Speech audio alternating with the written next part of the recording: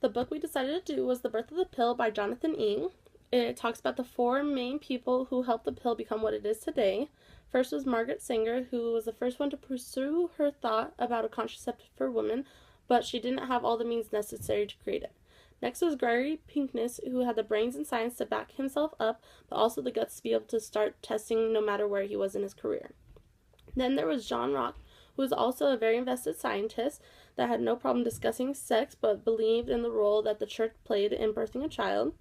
Finally, there was Catherine McCormick, who received money from her husband's death and played a huge role in funding the creation of the pill. Now, the fall of 1950 is when Margaret Sanger received a letter from Catherine McCormick stating, "Where do you think the greatest prospects are for further birth control research?" And by research, I mean contraceptive research. Being that she is the wealthiest woman, her letter to Margaret couldn't have came at a better time. After Margaret met Catherine shortly after she met Gregory Pincus, who called himself a sexologist and was known for his crazy experiments and willingness to do whatever it takes. Over the next year, Gregory Pincus met John Rock at a conference and they hit it off when Pincus suggested a different hormone for the contraceptive testing of his own. This led into the Four Crusaders that created the pill. The whole reason they started to create the pill was they wanted the couples to have sex without having the guilt of having a child after, or knowing that if they do conceive a baby, it is then a woman's role for the rest of their lives to take care of it, be a stay-at-home mom, and have nothing else to do. Back then, no one thought women could go to college and have kids at the same time. People said it was either one or the other. So when women had kids, they knew that that was the end for anything else they wanted to pursue. And other forms of contraceptives such as condoms rarely worked or even got used. Pincus first started his research with contraceptives with rabbits, and when that was a success, he transferred to rats because they are more closely related to humans. Pincus was different in his experiments and was even looked into for making rabbit babies from test tubes in 1939. And after no company wanted him on board, he knew he had nothing else to lose when joining the team to make the contraceptive.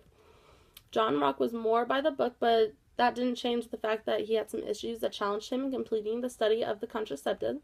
In the second half of the 20th century, he started to test women who were infertile to stop their menstrual cycles. He was injecting the women with progesterone and estrogen to stop the menstrual cycles.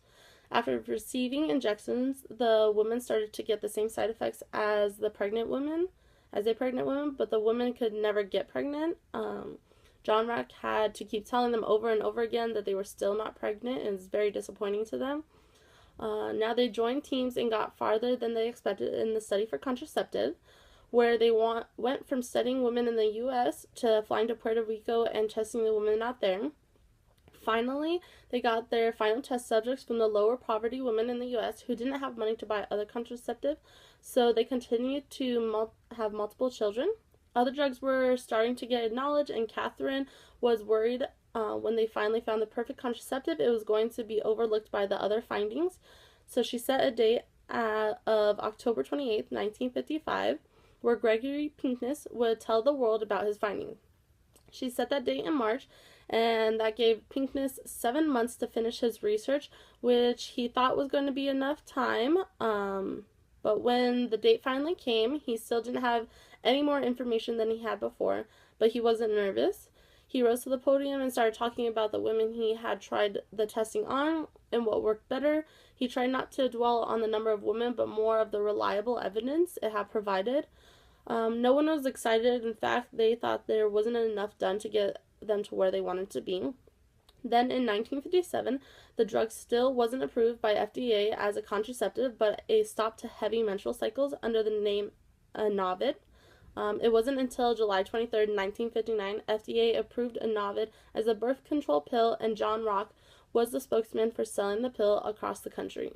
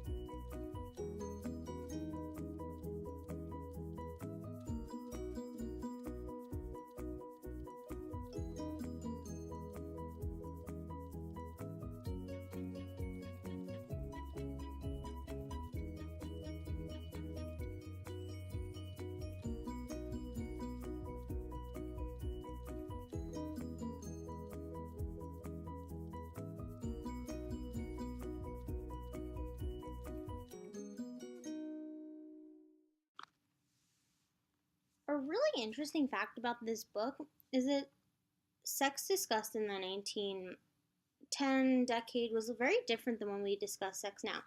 Today we discuss sex as very, just like as a part of society, we don't really think about it too much. However, back in that day, it was very hush hush, especially in this book. It's discussed how everyone was a sex maniac.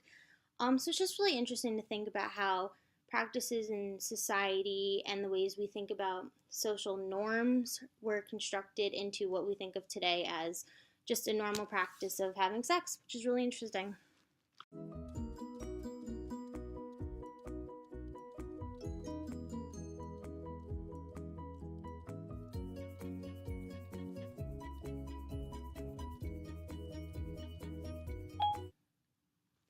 The ways in which this book is really important to the course is in the fact that Margaret Sanger really took this idea that was very minuscule for the time and was very thought of as not particularly a societal norm because she was a woman, and in the 1910s and 1920s, women weren't exactly seen as very important in society. Therefore, this specific hypothesis made its way all the way from a theory to a practice that is still a political conversation today, which I think is very important for the scientific method and the ways in which we practice science. Another really interesting fact about the book is that in the way in which the scientists really talked with each other about how this practice was going to be used, and every scientist within this book brought in some kind of different theory that is now a part of this book and is what makes this birth control so important in today's society. For example, Gregory Pincus and how his opinions really formed the way in which this birth control was made.